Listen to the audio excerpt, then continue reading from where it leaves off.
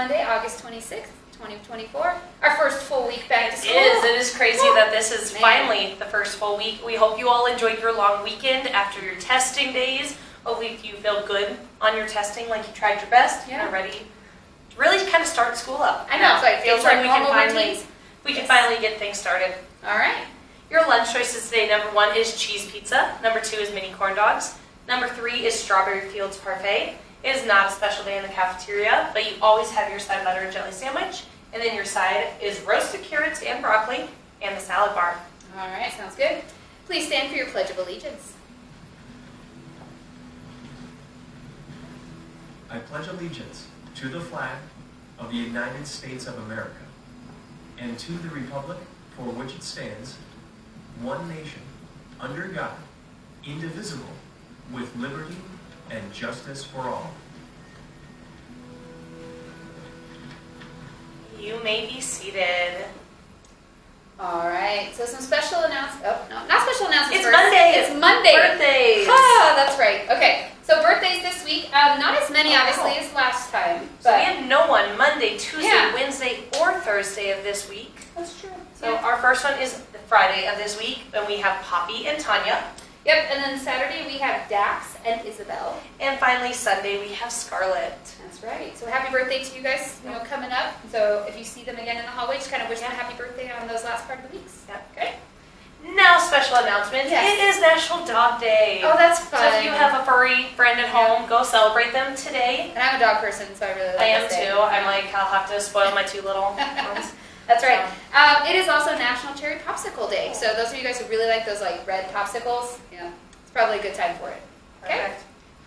Tuesday, tomorrow is Picture Day. So remember, come to school tomorrow. You are welcome to dress up. You don't have to, but it is fun when you dress up a little bit and look really nice for your picture because it's going to be the one in the yearbook. That's right. For at the end of the year. Okay.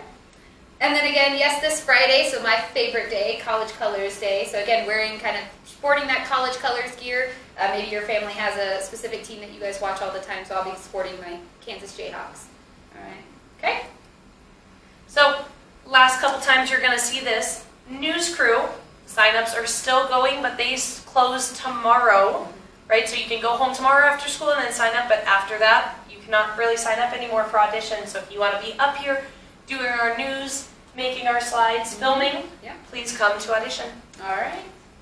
And then today will be the last day you kind of hear about student council for auditions because student council, your speeches are due today by the end of school, but then actually presenting them to Miss Montoya and myself will be tomorrow and Wednesday. So making sure to get signed up for that if you want to be a part of student council. Okay, it is Mood Meter Monday. We started Mood Meter Monday last week. Week. Yeah. Yep, we started last week kind of doing the actual processes, so we're going to show you some of the other stuff today. All right, so just kind of a review, like the word for the month is happy. It's in the yellow quadrant. And sometimes that yellow is just kind of that high energy where like we feel good, but also it's that positive. Right, Yeah. it's positive, but high energy. Okay? So our 4th grade focus word is a great one. It is optimistic. And so this is hopeful and confident about the future. So right, having that positive outlook and still just having a good attitude. It kind of goes back to that attitudes in check also. Right, and I think that's a great word for the beginning of the school year because you're kind of optimistic and looking forward to things that are going to happen in this new school year. Yeah. So, and then 5th grade word is elated. And so again, very joyful, proud, excited. It's just kind of that next step up. Right, so if you remember last week, we started with happy. One of our words was excited. One of it was joyful. Yep. You see they're both in here, so they all connect, but it's kind of a step further. So elated is even more joyful, more happy, more excited. Yes. It's really... And it kind of just builds that vocabulary too. So it's really nice. All right? So for 4th and 5th grade words, we do scenarios. And so basically we'll read kind of a storyline of something that's happened, and you guys have to decide whether or not this person was feeling this way or not. Yeah. Okay? All right, so we're talking about optimistic today. So the scenario was, it was the start of another school year, kind of like we are now, right? And Mary Ann had all her supplies in her backpack. Her family had just moved into a new house, and that meant a new school and new people. Some of you guys can probably relate to this. She loved school, right? She loved school, hoped that her teachers would be kind. She really hoped that she would make a friend on her first day of school. So kind of looking through this, thinking like, yes or no, is she optimistic about this school year or not? So kind of take a minute, maybe give a thumbs up, thumbs down in your class. What do you guys think? So what do you think, Ms. Leach? I think she is. I think she's pretty optimistic, right? Having a positive outlook about that this school year is going to turn out. All right. And so the correct answer is yes, she's very optimistic. Yeah. Okay. Our second scenario is Sally has been waiting anxiously to see if she got a part in the drama performance she wanted. When the school bell rang, she raced to the drama board to check if her name was on the cast list. She started reading from the top, but couldn't see her name as she kept going on the page. She finally saw her name next to understudy. Not exactly what she wanted, but it did mean she would still get to be part of the drama performance. So let's think, is she elated or not? So think for just a minute, what do you think? I mean, I think she's positive still, but I don't think she's fully elated. I don't think she has that joyfulness in her after seeing her name. Yeah. So I think she was really excited about the part. Right. But then maybe not as excited exactly about what she got. Mm-hmm. So. All right. So she's not elated, not really, really excited, but that doesn't mean she's disappointed either. Right. So kind of more, she's still positive, she's still hopeful, but maybe not elated. Okay? Some other things we will do on Monday. So normally we'll only do one of these a week.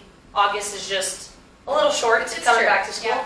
Is some of our mood meter and cool down strategies. So especially if you're in the upper grades, you might have a poster like this in your classroom where it tells you if you're feeling happy or excited, what it's good to do, but if that's maybe not what you want to do, how to move out of that. So when you're red, we don't want to be in the red very long because that's really when we're frustrated, we're mad about something. That's not the best time to be learning.